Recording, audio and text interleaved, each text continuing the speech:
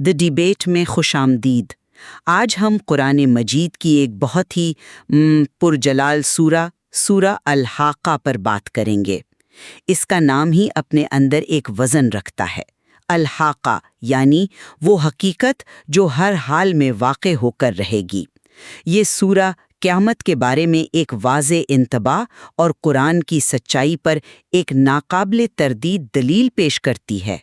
تو آج ہماری گفتگو کا مرکزی سوال یہ ہے کہ کیا سورہ الحاقہ کا بنیادی پیغام قیامت اور آخرت کے واقعات کی ایک لغوی اور حقیقی تصویر کشی ہے، یا یہ انسانی تکبر، سماجی ناانصافی اور ان کے لازمی انجام کے بارے میں ایک گہری تمثیلی اور علامتی داستان ہے؟ میں یہ موقف پیش کروں گی کہ یہ سورہ ایک ٹھوس، تاریخی اور مستقبل کی حقیقت کا بیان ہے جسے لفظ بلفظ سمجھنا ضروری ہے۔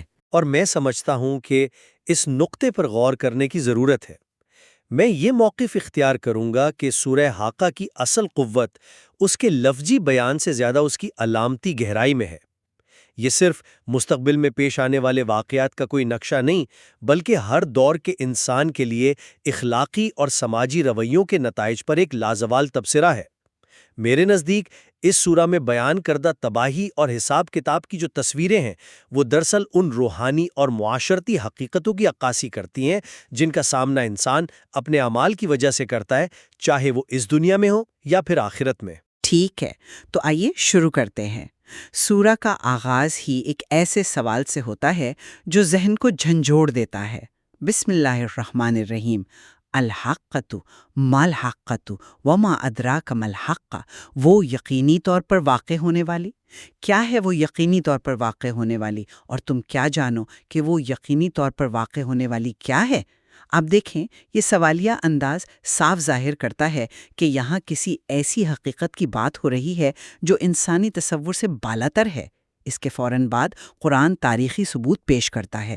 سمود اور عاد جیسی قوموں کا ذکر جنہوں نے القاریہ یعنی کھڑکھڑا دینے والی آفت کو جھٹلایا، ان کا انجام ایک لغوی حقیقت کے طور پر بیان کیا گیا ہے۔ سمود کو الطاغیہ یعنی ایک حد سے گزر جانے والے حادثے سے تباہ کیا گیا، اور عاد کو 7 راتیں اور 8 دن چلنے والی ایک خوفناک آندھی سے۔ یہ محض کہانیاں نہیں، یہ ٹھوس تاریخی ثبوت ہیں کہ جب بھی کسی قوم نے اللہ کے رسول کو جھٹلایا، ان پر ایک حقیقی مادی عذاب نازل ہوا۔ میں آپ کی بات سمجھ رہا ہوں کہ ان واقعات کو تاریخی طور پر پیش کیا گیا ہے، لیکن کیا ہم ان کے بیان کرنے کے انداز کو نظر انداز کر سکتے ہیں؟ مثال کے طور پر آپ نے الطاغیہ کا لفظ استعمال کیا۔ مفسرین نے اس کے مختلف معنی بیان کیے ہیں۔ کوئی اسے شدید چیخ کہتا ہے، کوئی زلزلہ، اور کوئی بجلی کی کڑک۔ میرا نقطہ یہ ہے کہ اگر مقصد صرف ایک تاریخی واقعہ بتانا ہوتا تو شاید کوئی ایک واضح لفظ استعمال کیا جا سکتا تھا۔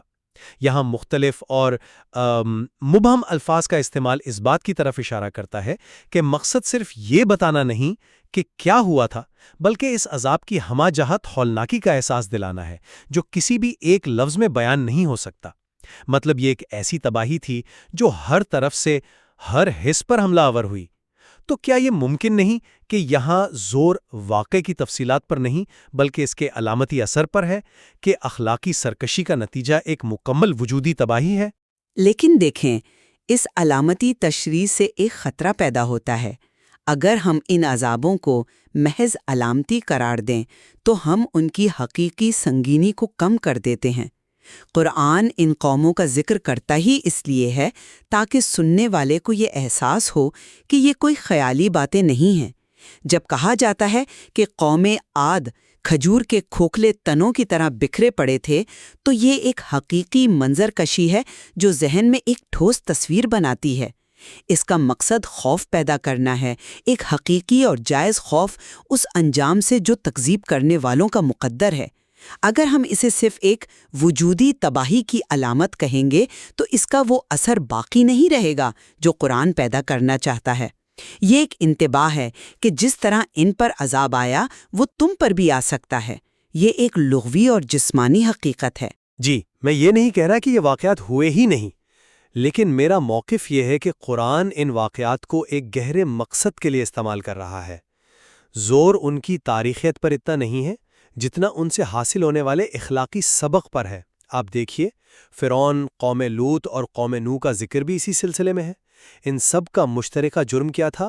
فَعَصَوْا رَسُولَ رَبِّهِمْ، انہوں نے اپنے رب کے رسول کی نافرمانی کی۔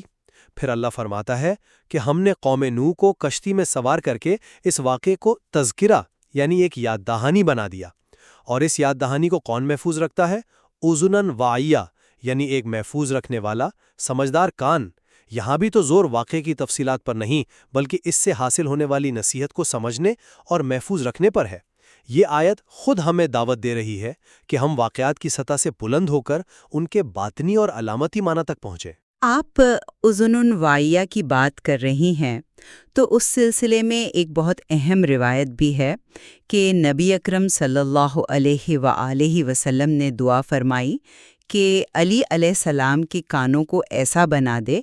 اس کے بعد امام علی علیہ السلام نے فرمایا کہ میں نے رسول اللہ سے جو سنا کبھی نہیں بھولا۔ تو یہ اس بات کی دلیل ہے کہ وحی کے پیغام کو اس کی اصل روح کے ساتھ سمجھنے اور محفوظ رکھنے کے لیے ایک خاص صلاحیت درکار ہے، اور یہ کہ پیغام کو اس کے لغوی اور حقیقی معنوں میں ہی سمجھا جانا چاہیے۔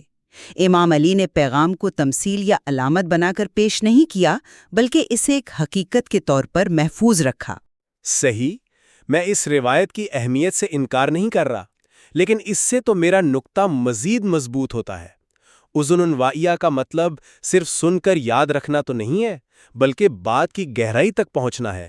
اور کیا یہ گہرائی صرف لفظی معنی تک محدود ہے؟ میں سمجھتا ہوں کہ امام علی جیسی شخصیت ہی ان آیات کے ظاہری اور باطنی یعنی لفظی اور علامتی دونوں پہلوؤں کو سمجھ سکتی تھیں۔ اگر ہم صرف لفظی معنی پر اصرار کریں گے تو ہم قرآن کے پیغام کو محدود کر دیں گے۔ اچھا، مثال کے طور پر آگے جب قیامت کا منظر بیان ہوتا ہے تو کیا اسے بھی صرف لفظی طور پر ہی سمجھا جانا چاہیے؟ بالکل، قیامت کا منظر دیکھیے، سور کا پھونکا جانا، زمین اور پہاڑوں کا ریزہ ریزہ ہو جانا، آسمان کا پھٹ جانا، یہ سب حقیقی واقعات کا بیان ہے۔ پھر اللہ کے عرش کو 8 فرشتوں کا اٹھانا، روایات میں ان حاملین عرش کی جو تفصیل آئی ہے، 4 اولین انبیاء اور 4 آخرین ہستیاں، وہ اس واقعے کی عظمت اور حقیقت کو مزید واضح کرتی ہیں۔ یہ کوئی علامتی منظر نہیں، بلکہ اس دن کی پیش آنے والی حقیقت ہے جس میں سب کو اللہ کے حضور پیش ہونا ہے اور کوئی راز چھپا نہیں رہے گا۔ یہ سب کچھ اتنا حقیقی ہے کہ اس کے بعد اعمال نامے کے دائیں اور بائیں ہاتھ میں دیے جانے کا ذکر آتا ہے، جو کہ ایک ٹھوس مادی عمل ہے۔ بحث طلب ہے، کیا اللہ کا کوئی مادی تخت ہے جسے فرشتے اٹھائیں گے؟ اکثر مفسرین اس بات پر متفق ہیں کہ عرش سے مراد اللہ کی حاکمیت، اس کا علم اور قدرت ہے۔ اگر عرش خود ایک علامت ہے تو اسے اٹھانے والے اور یہ پورا منظر بھی علامتی کیوں نہیں ہو سکتا؟ یہ منظر دراصل اللہ کے کامل انصاف اور اقتدار کے قیام کی علامت ہے۔ اسی طرح دائیں ہاتھ میں اعمال نامہ ملنے والے کی خوشی کو دیکھیے، وہ کہتا ہے انی ظننت انی ملاقن حسابیہ، یعنی مجھے یقین تھا کہ مجھے اپنے حساب کا سامنا کرنا ہوگا۔ یہاں اس کی نجات کی بنیاد ایک ٹھوس اخلاقی اصول پر ہے، اور وہ ہے جواب دہی کا احساس۔ یہ آیت ہمیں بتا رہی ہے کہ کامیابی کی کنجی آخرت کے نقشے کو یاد رکھنا نہیں، بلکہ دنیا میں جواب دہی کے احساس کے ساتھ زندگی گزارنا ہے۔ یہ ایک نفسیاتی اور اخلاقی حقیقت کا بیان ہے، نہ کہ صرف ایک مستقبل کے واقعے کا۔ لیکن اس جواب دہی کا احساس تبھی مضبوط ہوگا جب حساب کا دن ایک لغوی حقیقت کے طور پر ذہن میں ہو۔ اگر اسے محض ایک علامت سمجھ لیا جائے تو اس کی وہ تاثیر ختم ہو جائے گی۔ اب ذرا دوسرے گروہ کا حال دیکھیے، جسے اعمال نامہ بائیں ہاتھ میں ملے گا۔ وہ حسرت سے کہے گا، اے کاش موت ہی میرا کام تمام کر دیتی، میرے مال نے مجھے کوئی فائدہ نہ دیا، میرا اقتدار ختم ہو گیا۔ یہ الفاظ ان لوگوں کی حقیقی پشیمانی ہیں جو دنیا کی مادی چیزوں پر بھروسہ کرتے تھے۔ یہ اتنا حقیقی احساس ہے کہ ہارون الرشید جیسے بادشاہوں سے منسوب ہے کہ وہ مرتے وقت یہی آیات دہرا رہے تھے۔ اس کے بعد عذاب کی جو تفصیل ہے، توق، جہنم کی آگ، 70 ہاتھ لمبی زنجیر، یہ سب اس لیے ہے تاکہ انسان گناہ کے حقیقی انجام سے خبردار رہے۔ اور دیکھیں، اسی مقام پر میرا استدلال سب سے مضبوط ہوتا ہے۔ اس شدید عذاب کی وجوہات کیا بیان کی گئی ہیں؟ دو چیزیں۔ انہو کانا لا یؤمن باللہ العظیم، وہ خدائے عظیم پر ایمان نہیں رکھتا تھا۔ اور دوسری وجہ کیا ہے؟ ولا یخد علی طعام المسکین، اور مسکین کو کھانا کھلانے کی ترغیب نہیں دیتا تھا۔ یہاں ایک خالص عقیدے کی غلطی یعنی ایمان نہ لانا، اور ایک خالص سماجی جرم یعنی غرباء سے لا تعلقی، ان دونوں کو ایک ہی سطح پر رکھا گیا ہے۔ یہی تو اس سورہ کا مرکزی پیغام ہو سکتا ہے۔ یہ کہہ رہی ہے کہ خدا پر ایمان کا دعویٰ بے معنی ہے اگر اس کا اظہار معاشرتی انصاف کی صورت میں نہ ہو۔ آپ خدا کا انکار کریں یا بھوکے کو کھانا کھلانے کی ترغیب نہ دیں، آپ کا انجام ایک ہی ہے۔ یہ ایک لازوال اخلاقی اور سماجی اصول ہے جو کسی خاص زمانے یا واقعے تک محدود نہیں۔ یہ لغوی سے زیادہ ایک علامتی اور اصولی بیان ہے۔ میں اس بات سے اتفاق کرتی ہوں کہ سماجی ذمہ داری بہت اہم ہے، لیکن ترتیب کو نظر انداز نہیں کیا جا سکتا۔ پہلی وجہ ایمان نہ لانا ہی بیان کی گئی ہے۔ یہی اصل جڑ ہے۔ جب انسان اللہ پر یقین نہیں رکھتا تبھی وہ معاشرتی ذمہ داریوں سے غافل ہوتا ہے۔ ایمان کی عدم موجودگی ہی سماجی برائیوں کو جنم دیتی ہے۔ اس لیے بنیادی مسئلہ اب بھی عقیدے کا ہی ہے۔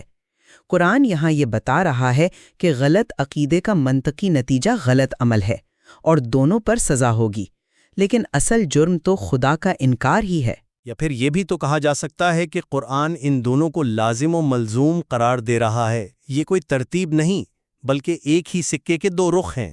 آپ یہ نہیں کہہ سکتے کہ میں خدا پر ایمان رکھتا ہوں لیکن مجھے معاشرے کے کمزور طبقے کی کوئی پرواہ نہیں۔ سورہ حاقہ کے مطابق ایسا ایمان ایمان ہی نہیں۔ یہ اس سورہ کی انقلابی تعبیر ہے جو اسے صرف آخرت کے بیان سے کہیں آگے لے جاتی ہے اور اسے اسی دنیا میں سماجی انصاف کے ایک منشور میں بدل دیتی ہے۔ عذاب کی تصویریں دراصل اس روحانی اور سماجی ٹوٹ پھوٹ کی علامت ہیں جو ناانصافی پر مبنی معاشروں کا مقدر ہوتی ہیں۔ چلیں آخری حصے کی طرف آتے ہیں جہاں قرآن کی اپنی حقانیت کا بیان ہے۔ اللہ ہر دیکھی اور اندیکھی چیز کی قسم کھا کر کہتا ہے کہ یہ ایک رسول کریم کا قول ہے، یہ کسی شاعر یا کاہن کا کلام نہیں۔ پھر ایک بہت مضبوط منطقی دلیل دی جاتی ہے، وَلَوْ تَقَوَّلَ عَلَيْنَا بَعْضَ الْأَقَاوِيلِ لَأَخَذْنَا مِنْهُ بِالْيَمِينِ ثُمَّ لَقَطَعْنَا مِنْهُ الْوَتِينَ، اور اگر اس نبی نے کوئی بات خود گھڑ کر ہماری طرف منسوب کی ہوتی تو ہم اسے پوری قوت سے پکڑ لیتے، پھر اس کی شہ رگ کاٹ دیتے۔ یہ اس بات کی ضمانت ہے کہ جو کچھ اس کتاب میں ہے وہ حرف بحرف سچ اور حقیقت ہے۔ اس میں کسی علامت یا تمثیل کی گنجائش نہیں جسے انسان اپنی مرضی سے تعبیر کرے۔ یہ حق الیقین ہے، یعنی حتمی اور یقینی سچائی۔ ہاں، حق کے یقین کی اصطلاح بہت دلچسپ ہے۔ علم الیقین دلیل سے حاصل ہوتا ہے، عین الیقین دیکھنے سے، اور حق کے یقین تجربے یا اس میں ضم ہو جانے سے حاصل ہوتا ہے۔ میرا سوال یہ ہے کہ قرآن خود کو حق کے یقین کیوں کہہ رہا ہے؟ شاید اس لیے کہ یہ صرف معلومات کا مجموعہ نہیں جسے مان لیا جائے، بلکہ یہ ایک زندہ حقیقت ہے جسے جینا پڑتا ہے۔ اس کی سچائی کا تجربہ تب ہوتا ہے جب اس کے اصولوں جیسے انصاف، رحم اور جواب دہی پر عمل کیا جائے۔ اس زاویے سے دیکھیں تو یہ سورہ کافروں کے لیے حسرت کا باعث کیوں ہے؟ صرف اس لیے نہیں کہ انہوں نے آخرت میں غلط شرط لگائی، بلکہ شاید اس لیے کہ انہوں نے دنیا میں ایک زیادہ بامانی، منصفانہ اور روحانی زندگی گزارنے کا موقع ضائع کر دیا جو قرآن کی پیروی سے حاصل ہو سکتی تھی۔ یہ حسرت ایک ضائع شدہ موقع کی حسرت ہے۔ میں سمجھتی ہوں کہ حسرت اس سے کہیں زیادہ گہری اور لغویز ہے۔ یہ اس ابدی عذاب کو دیکھ کر ہونے والی حسرت ہے جس سے وہ بچ سکتے تھے۔ جب وہ اہل ایمان کو جنت کے باغات میں دیکھیں گے اور خود کو جہنم کی آگ میں، تب انہیں اندازہ ہوگا کہ انہوں نے کس یقینی حقیقت کو جھٹلا دیا تھا۔ یہ ایک حقیقی اور دردناک پچھتاوا ہوگا۔ قرآن کا حق الیقین ہونا اس بات کی تصدیق کرتا ہے کہ اس میں بیان کردہ ہر وعدہ اور وعید ایک ناقابل تردید حقیقت ہے جو اپنے وقت پر ظاہر ہو کر رہے گی۔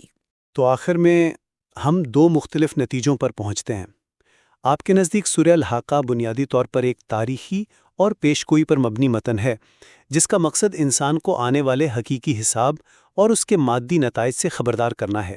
بالکل، یہ ایک واضح انتباہ ہے کہ ایک حقیقی دن آنے والا ہے اور اس کی ہولناکیاں بھی اتنی ہی حقیقی ہیں جتنی کہ گزشتہ قوموں پر آنے والے عذاب تھے۔ اس کا پیغام سیدھا اور لغوی ہے، ایمان لاؤ اور عمل کرو ورنہ انجام سنگین ہوگا۔